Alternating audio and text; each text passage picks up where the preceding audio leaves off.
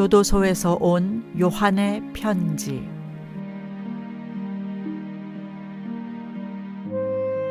사랑하는 어머니께, 어머니, 이제는 단계적 일상 회복에 대한 기대감이 서서히 무르익어가고 있는 것 같습니다. 아직 확실하지는 않지만 아마도 11월부터는 접견 및 종교 집회도 가능할 것 같고, 공장 자체에서도 여러 명 모이는 것을 허용할 것 같아 이제는 예전처럼 함께 모여 예배도 드리고 기쁨도 함께 나눌 수 있을 것 같습니다. 이제는 그동안 제가 계획했던 일들도 차근차근 준비를 해야 할 것 같습니다.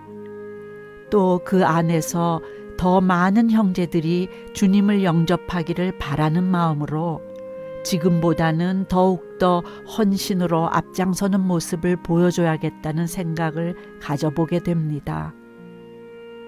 사람이 변화된 모습을 옆에서 지켜보는 것만큼 더 큰 기쁨이나 감동은 없는 것 같아요.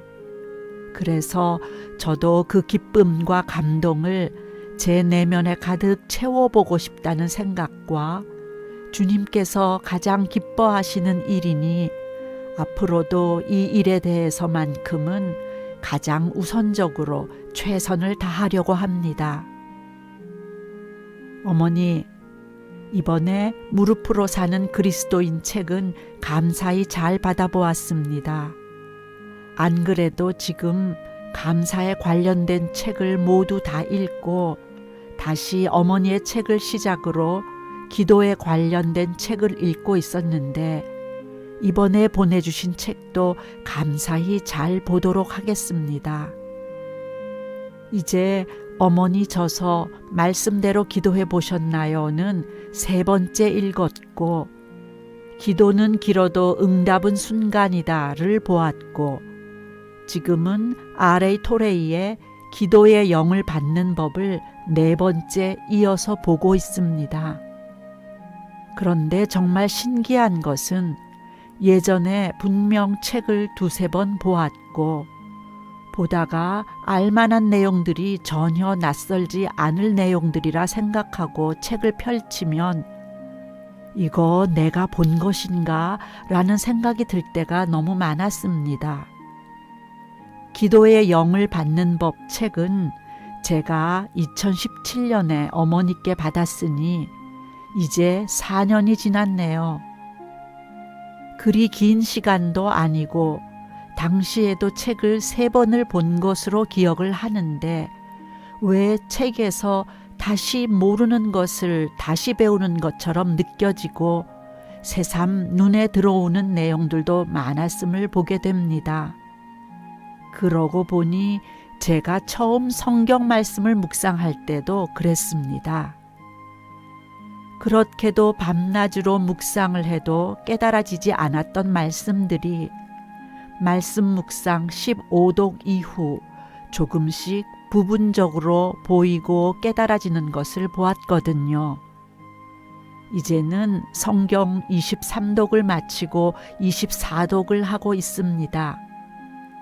그래서 제 생각에는 책도 그런 면에서 책을 대하는 독자의 영적 상태나 영적인 공감 능력, 또 영적으로 받아들일 수 있는 마음의 깊이가 어떠하냐에 따라서 그 책을 쓴 저자의 영적인 기록을 온전히 수용할 수 있나 없나 또는 일부만 수용하느냐가 결정이 되는 것 같습니다. 이것은 어디까지나 제 경험에 의해 그렇다는 것이고 혹시 그런 게 아닐까 하는 생각일 뿐이니 그냥 웃으면서 어머니께서 봐주시면 좋겠어요. 이번에 어머니께서 기도란 무엇인가에 대해 무릎으로 사는 그리스도인의 내용 일부를 공유글로 보내주셨지요. 정말 감사히 잘 보았고 또한 저도 어머니를 닮아서 이번에 기도의 영을 받는 법에서 우리의 기도를 방해하는 요소가 무엇인지를 몇 가지 나누고자 매주에 걸쳐 함께 글을 공유하려 합니다. 기도를 방해하는 요소. 이사야서 59장 1, 2절은 기도를 방해하는 요소가 무엇인지 지적한다.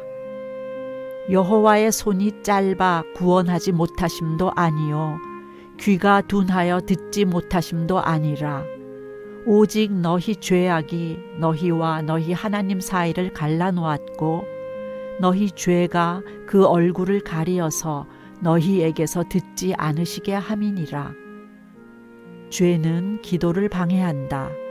어떤 사람이 계속 기도하지만 응답을 받지 못할 수 있다. 이럴 경우 그는 자신의 기도에 응답을 주시지 않는 것이 하나님의 뜻인 것 같다고 생각하기 쉽다. 또는 그분이 기도에 응답하시는 때가 지났다고 생각하기 쉽다. 내가 볼 때 이스라엘 민족이 이렇게 생각했던 것 같다. 그들은 여호와의 손이 짧아서 구원할 수 없고 그분의 귀가 둔하여 듣지 못하신다고 생각했다. 그러나 그들을 향해 이사야는 이렇게 말했다. 너희 생각이 틀렸다. 하나님의 귀는 여느 때처럼 너희의 기도를 들으시고자 활짝 열려 있다. 그분의 손은 구원하기에 충분히 능하시다. 다만 방해물이 있을 뿐이다.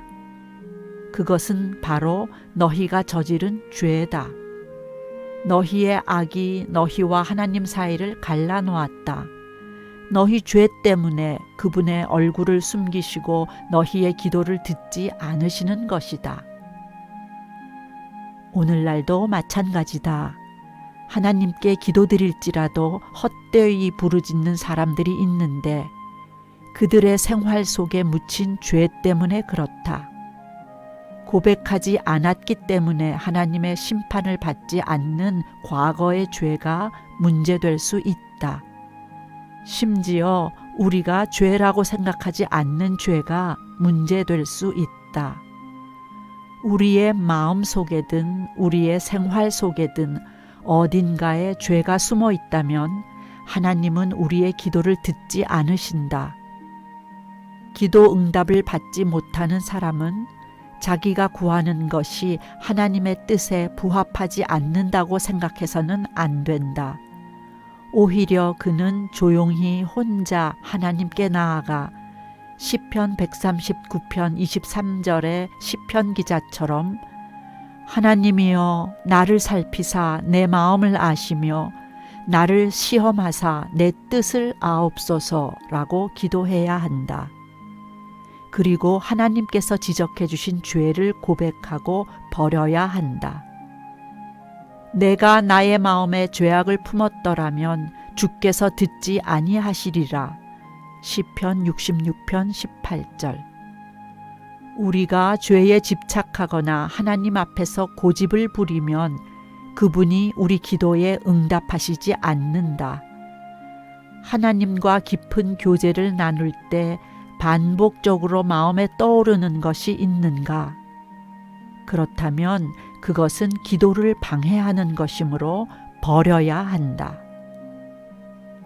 사랑하는 어머니가 편지를 저에게 쓰기 시작하면 저를 보고 싶다고 하신 것처럼 저도 어머니께 편지를 쓰려고 하면 어머니의 모습이 먼저 떠오르면서 어머니가 많이 보고 싶습니다. 이제 11월부터는 단계적으로 일상 회복을 시작한다고 하니 벌써부터 어머니의 모습이 그려지기만 합니다. 하루빨리 그날이 오기만을 기다리고 있습니다. 어머니 많이 사랑하고 감사합니다. 곧 배울 것을 기다리며 기도합니다. 사랑하는 아들 요한 올림.